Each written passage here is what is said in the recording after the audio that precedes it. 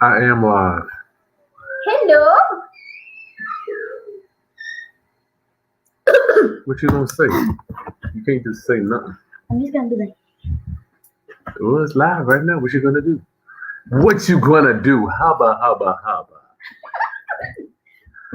Roundup. What up? Happy Easter! Happy Easter to you. I know you're probably asleep right now. I had to come to you live tonight because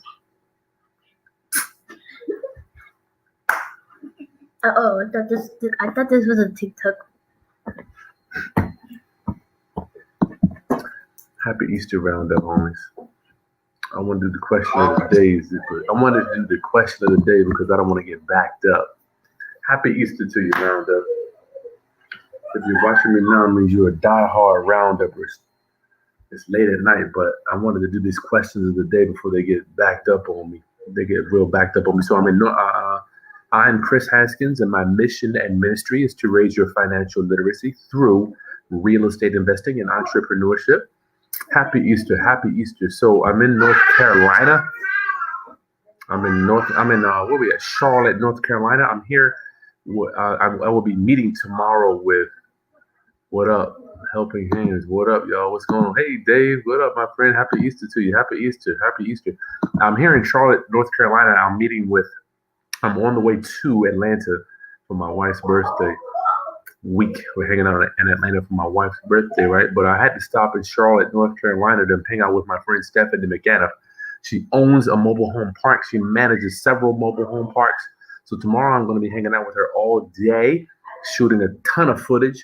And what I like to know before we do the questions, well, while I'm doing the questions of the day and tomorrow, anytime, please put your questions for the mobile home investing in the comments. If you're not with us live, anytime you watch this later, please put your questions in for mobile home park investing.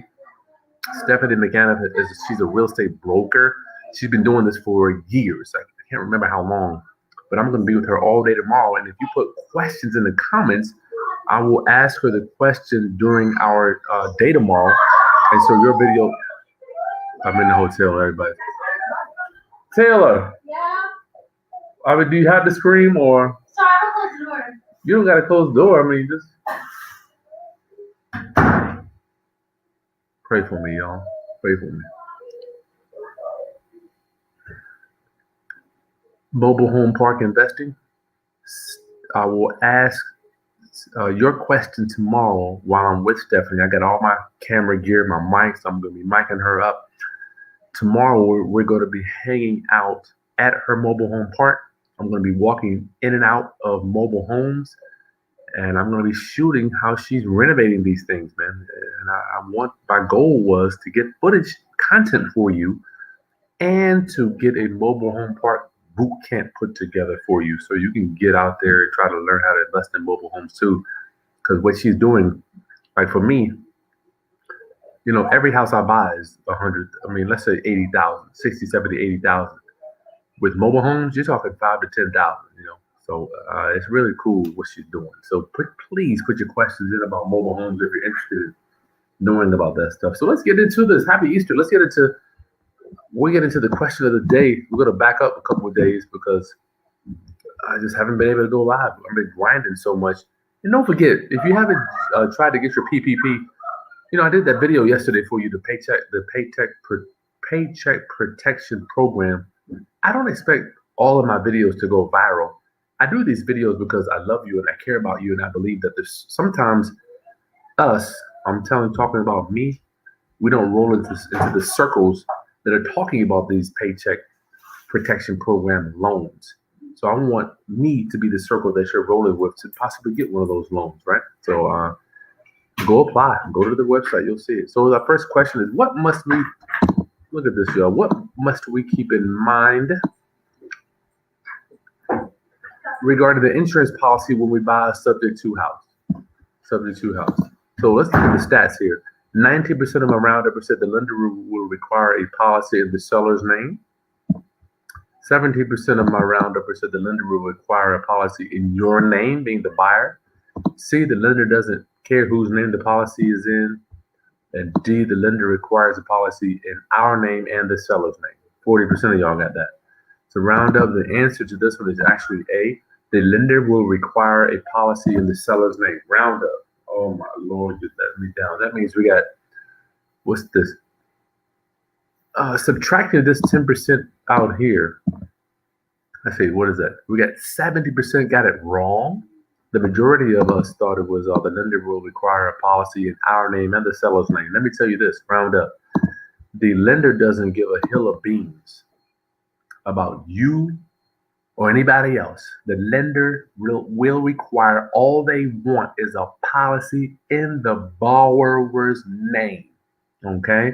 So that's why every time we buy a subject to house, we either we get a new policy, put them as an additional payee, a lost payee, or we keep their policy in place and get a new policy, or we just add our name to their policy. The lender only wants to see an insurance policy in the seller's name, though. That's the part. The lender doesn't care about you being the buyer. The lender doesn't care about anybody else. Doesn't care. But they do care that the policy is in the seller's name. But they don't care about putting a policy in your name. They don't give a crap. Who are you, first of all? You didn't sign that mortgage. You didn't sign on the promissory note. You didn't sign on that application approving that loan, right? So round up. Y'all let me down on this one, man. 71% got it wrong. Got it wrong. So what's that? 39, what is it? 71? 29% got it right. I'm nervous. Well, actually, yeah, well, 19% got it right, but still 10 down here. I wanted to know about the class. So I will be doing the subject to class. So moving on, round up. When you buy a house subject to, the lender requires a policy in the seller's name. All right? Think about it when you go get that mortgage,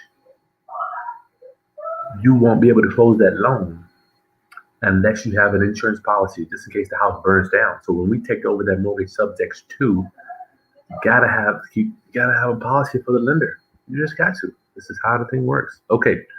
Next question is, this is a good one here. Still sharing the screen. And don't forget, Roundup, if you want to join our channel to help support the Roundup content creation so we can keep making this content as it is late at night, there's a little button right there. It says join. I created something a little just to give my busy professionals a little something extra. We answer all members' questions first, right? All members' questions first. So Roundup, our next question of the day was, the people we generally sell houses to on a lease option usually have the following. A, great credit and qualify for a no/low down payment loan. They generally have bad credit and can't qualify for a loan. They generally have bad credit and have no down payment. D, all the above. And Chris, can you do a training on that? So the answer for the people that we generally sell houses to on a lease option are people that have bad credit and can't qualify for a loan. So I'm proud of you guys. You got 68%, let's say 70% got it right. Round up. If you've got great credit and you can qualify for a home loan, guess who you are not coming to holler at? You're not coming to holler at your boy because you don't need to. You can go get a loan broker, a mortgage broker, get your loan, get your process set up, get your realtor, go walking in and out of houses, make everything feel good and warm and fuzzy. You don't need to talk to me. But if you can't go get that loan and your credit is challenged, that's the people we deal with, right? That's the people we deal with. And let me tell you who I don't want to talk to. Let me tell you who I don't want to holler at. Round up. 2% of y'all put that down. 2% of y'all. Bad credit. And listen, you got bad credit and you ain't got no money? I don't want to talk to you. I mean, obviously I love you, but I got no time for you. Don't bring me into your world. Bad credit and no money for down payment? I'm good. So some of us thought all of the above. Nah, really. If you got good credit, you ain't coming to see me. It's just, there's no reason for you to. Right? So the people we deal with lease options are people that bad credit and got a down payment, right? Don't forget our mission statement with lease options. Our mission statement with lease options. Ms. Smith, we provide home ownership for people with challenged credit, they can't necessarily go out and get a loan, right? You gotta memorize that thing so it just comes out. We provide home ownership for people that possibly can't go out and get a loan. You can tell I've said that a million times. You can tell I've said it right. Hey, one of our members here, Gene, what's up, my friend? Do I need to bring my trust agreement to closing or give the trust to the title company at all? Sioux City, Iowa. Iowa. Trust agreement. Yes, you will not be able to close this thing. Gene, that's an excellent question. You won't be able to close the deal until your title company knows all the moving parts on the trust. Let me repeat that. You can't go in to the title company and be like, hey, close this deal in 1, 2, 3 trust, right? It ain't gonna work like that. So they will have to see your trust agreement in order for you to close that deal, right? They're not gonna close it. They won't close it until they know who the beneficiary is, who the trustee is, property address, all that stuff. Yes, you're gonna have to give that to the title company. But don't feel bad. If 1 or 2 people know who the beneficiaries are and the trustee is, that's okay. Last question and I'm out of here. What's the best bid you should make when you're going up against other buyers at the foreclosure auction if the foreclosing trustee allows it? What is the best bid you should make at the foreclosure auction? A, $500 above the previous bid. 20% of you said that. B, $1,000 above the previous bid. C, $1 over the previous bid. D, $2,500 over the previous bid. C, I need to record this to the foreclosure summit. What I'll do, Roundup, I'm not even offering it for sale, but I will put the link for you to order the foreclosure summit in this video description. You got to learn these foreclosures. There's going to be a wave of foreclosures coming. So the answer here, what's the best bid you should make when you're going up against another buyer at the foreclosure auction? The answer is C, $1 over the previous bid. Now, if you already took the foreclosure summit, then you know the answer to this one. So why I'm gonna bid $500 over the previous bid, or even $1,000, or even $2,500? Why would I want to do that? Why would I want to do that? So dollar over it, when we're at the courthouse auction, the bid's $95,000. Bid, second bid, $95,000 going once, going twice, dollar over. Dollar over. So our bid goes from $95,000 to $95,001. $95,001. Now, you're probably going to piss some other people off, but you're not in the business of making friends at the auction. You're there to win. You're there to win. So dollar over. Dollar over. So the answer to that one is, sorry about that, is C, $1 over the previous bid if the foreclosing attorney allows it. So we got 250 votes there, almost 450 there. And we got 1,000 people that are participating in this stuff Roundup. I think this stuff is coming off well. So what I will do is put this link in the video, in these questions, so you'll be able to come back and reference that stuff. Amy Liciously, wow. How do you earn off mobile home investments? Okay, I'll put that in. I'll ask her that tomorrow. I'll ask. If you don't mind, Amy, let's just put your questions for mobile homes in the comments. I am in Charlotte, North Carolina. I will be hanging out with Stephanie McAnuff. She's a mobile home investor. She owns a mobile home park. She's a broker. So put your questions in the comments, not necessarily in the chat, in the comments for her tomorrow. How do you find someone who wants to sell their house subject to? Very easy. People that are going into foreclosure and people that have no other option. Jasmine, one of my members with that beautiful smile. Jasmine, how you doing? Thank you for supporting our channel, Jasmine. Thank you. How do you find people? People that are motivated to sell. Death, divorce, drug abuse, job loss, job transfer, right? People that are going into foreclosure, they will give you their house subject to, I promise you. Okay, so listen, I'm in North Carolina, Atlanta for the rest of the week. If you got any questions on mobile home investing, please put them in the comments below. Roundup, I love you. Questions here. This is upper side. As much as I'm trying to understand subject to, I'm falling short. Don't beat yourself up. This is upper side. It is an advanced strategy. Is there any way I can hire someone to lock in subject to deal for me in my area?